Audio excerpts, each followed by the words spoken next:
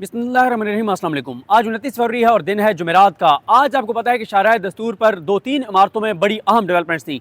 इससे पहले मैंने आपको कौमी असम्बली के इजलास का अहवाल बताया, उसके बाद जो बाहर की सूरत हाल थी आपको वो दिखाई है।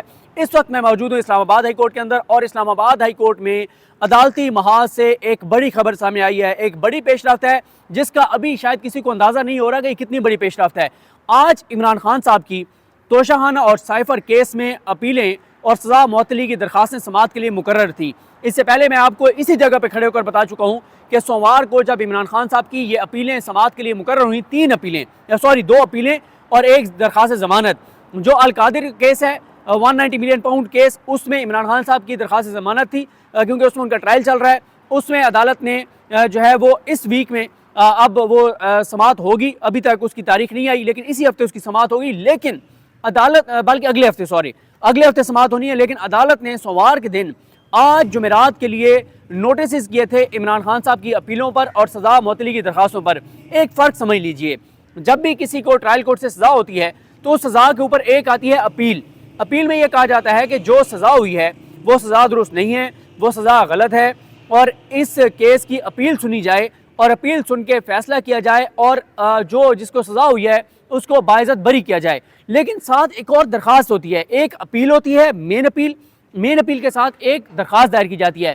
उस दरख्वास्त में कहा जाता है कि जब तक आप मेन अपील नहीं सुन लेते तब तक इनकी सज़ा मुअत्तल करके और ज़मानत पर रिहा कर दें। ये रूटीन है क्योंकि उसकी एक वजह यह भी है कि जो अपीलें हैं, अपीलें कई बार ऐसा होता है कि वो बहुत अरसे बाद समाअत के लिए मुकर्रर होती हैं। कभी 1 साल लग जाता है, कभी 1.5 साल लग जाता है, कभी 2 साल भी लग जाते हैं। इसलिए अपील सुनने से पहले कहा यह जाता है कि दरख्वास्त सुने सज़ा मुअत्तली की और सज़ा मुअत्तल कर दें। इस केस में क्या हुआ है? इस केस में तहरीक इंसाफ के लीगल टीम ने जो एक पुरानी गलती की थी उस गलती से उन्होंने सीखा है और इस बार क्योंकि ज़ाहिर है इस केस में खैर उनके वकला भी बड़े शानदार हैं, बैरिस्टर सलमान सफदर साहब हों या बैरिस्टर अली जफ़र साहब हों और सलमान अकरम राजा साहब तो एक और केस में आजकल पेश हो रहे हैं, उसका उनका भी मैं आपको बताऊँगा। गो के सलमान अकरम राजा साहब भी पहुँच गए थे जब समाअत एंड हुई क्योंकि वो आज एक और केस में इमरान खान साहब की तरफ से पेश हुए। अच्छा, पिछली बार पीटीआई से गलती ये हुई थी कि पीटीआई ने सिर्फ इमरान खान साहब की सज़ा मुअत्तल करवाई थी, लेकिन एक होती है सेंटेंस, एक होती है कन्विक्शन। सेंटेंस मुअत्तल भी हो जाए, सस्पेंड भी हो जाए तो कन्विक्शन बरकरार रहती है और अगर कन्विक्शन बरकरार हो तो फिर आप नाअहल होते हैं, आप इलेक्शन नहीं लड़ सकते। अब तहरीक इंसाफ ने यह किया है कि उन्होंने एक तो मेन अपीलें दायर की और कहा कि ये फैसले गलत हैं और इमरान खान साहब को बाइज़्ज़त बरी किया जाए, बुशरा बीबी साहबा को बरी किया जाए, शाह महमूद कुरैशी साहब को बाइज़्ज़त बरी किया जाए। लेकिन साथ जो दरख्वास्त दायर की गई है उस दरख्वास्त में कहा गया है कि इमरान खान साहब की ना सिर्फ सज़ा मुअत्तल कर दी जाए बल्कि कन्विक्शन भी मुअत्तल कर दी जाए। सेंटेंस और कन्विक्शन दोनों मुअत्तल कर दी जाएं, यानी एक तरह से जो निचली अदालतों के 2 फैसले हैं, साइफर केस और तोशाखाना केस, उनके फैसले ही मुअत्तल कर दें। अगर वो फैसले मुअत्तल हो जाते हैं तो फिर इमरान खान साहब की इन 2 केसेस की डिस्क्वालिफिकेशन जो है वो ख़त्म हो जाएगी और वो इन 2 केसेस की हद तक तो वो इलेक्शन लड़ने के लिए अहल होंगे, अगर किसी और केस में नाअहल नहीं है तो। अच्छा, अब पिछली बार जब पीटीआई ने इमरान खान साहब की सज़ा मुअत्तल करवा ली थी, फिर उन्होंने एक और दरख्वास्त दायर की थी और उसमें उन्होंने कहा था कि इमरान खान साहब की जो है वो आप फैसला भी मुअत्तल कर दें ताकि इमरान खान साहब 8 फरवरी को इलेक्शन लड़ सकें। लेकिन उसमें खैर इसलिए भी इमरान खान नहीं लड़ सकते थे, वो हो भी जाता क्योंकि 3 केसों में सज़ा हो गई है जिनके खिलाफ ये अपीलों में आए हैं। लेकिन अदालत ने उस वक्त इमरान खान साहब की जो है वो फैसला मुअत्तल इसलिए नहीं किया था अदालत ने कि उन्होंने कहा कि आपको पहले ये दरख्वास्त करनी चाहिए थी और अदालत ने जब सज़ा इमरान खान साहब का फैसला मुअत्तल नहीं किया तो फिर इसको चैलेंज कर दिया पीटीआई ने जाकर, इमरान खान साहब ने जाकर सुप्रीम कोर्ट में। अब ये मामला सुप्रीम कोर्ट में पेंडिंग है। आज जैसी समाअत शुरू हुई तो बहुत हैरान कुन पेशरफ्त ये हुई कि जो मियाँ गुल हसन औरंगज़ेब साहब हैं और जस्टिस आमिर फारूक साहब, ये 2 जजेस सुन रहे हैं और मैंने आपको पहले भी बताया था कि जिस बेंच में मियाँ गुल हसन औरंगज़ेब साहब बैठे होंगे वहाँ पे मामलात कुछ मुख्तलिफ होंगे क्योंकि एक अपराइट जज, आइन पर चलने वाला, कानून पर चलने वाला और अपने हलफ से वफा करने वाला। आज जब समाअत शुरू हुई तो मियाँ गुल हसन औरंगज़ेब साहब ने कहा, उन्होंने कहा कि आपकी जो सज़ा मुअत्तली वाली दरख्वास्त है उसमें आपने कहा है कि ना सिर्फ सज़ा मुअत्तल कर दें बल्कि फ़ैसला भी मुअत्तल कर दें, ना सिर्फ कन्विक्शन सेंटेंस मुअत्तल करें बल्कि कन्विक्शन भी मुअत्तल कर दें, सस्पेंड कर दें। तो वो मामला क्योंकि पहले इस्लामाबाद हाई कोर्ट का 2 रुकनी बेंच ये फैसला दे चुका है, इस हवाले से वो मामला पेंडिंग है सुप्रीम कोर्ट ऑफ पाकिस्तान में। तो उन्होंने कहा लिहाजा उसके ऊपर तो अब हम कुछ नहीं कर सकते, वो मामला सुप्रीम कोर्ट में है, लेकिन हमने आपकी मेन अपीलें समाअत के लिए मुकर्रर कर दी हैं। ये सबसे बड़ी खबर है कि इस्लामाबाद हाई कोर्ट ने यह कहा है कि हमने आपकी मेन अपीलें समाअत के लिए मुकर्रर कर दी हैं। वो मेन अपीलें जो साल 1.5 साल लगा करता था, क्योंकि इन केसेस में, और सलमान सफदर साहब ने कहा भी ये कि जिस तरह से सजाएं तेजी से हुई हैं, और सलमान सफदर साहब ने बड़ी ज़बरदस्त बातें की। सलमान सफदर साहब ने आज क्या कहा?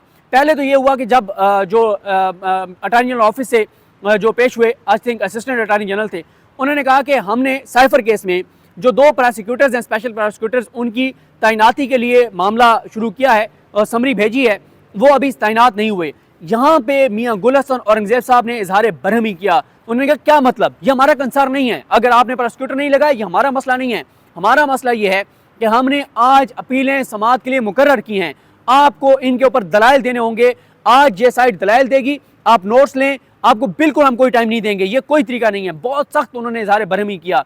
उसके बाद ये हुआ कि इसमें अब सबसे अहम नुकता इसमें यह है कि जो इमरान खान साहब की सज़ा और फैसला मुअत्तली की दरख्वास्त थी वो पीछे रह गई है, मेन अपीलें आगे आ गई हैं। मेन अपीलों का मतलब ये है कि अगर इमरान खान साहब की ये मेन अपीलें मैक्सिमम मेरा ख्याल है कि 1 से 1.5 माह चलेंगी, 1-1.5 माह में इमरान खान साहब के ये फैसले कलअदम हो जाएंगे, इमरान खान बाइज़्ज़त बरी हो जाएंगे। 2 केसेस में कन्फर्म, एक तोशा खाना और एक जो साइफर केस है उसमें इस्लामाबाद हाई कोर्ट से।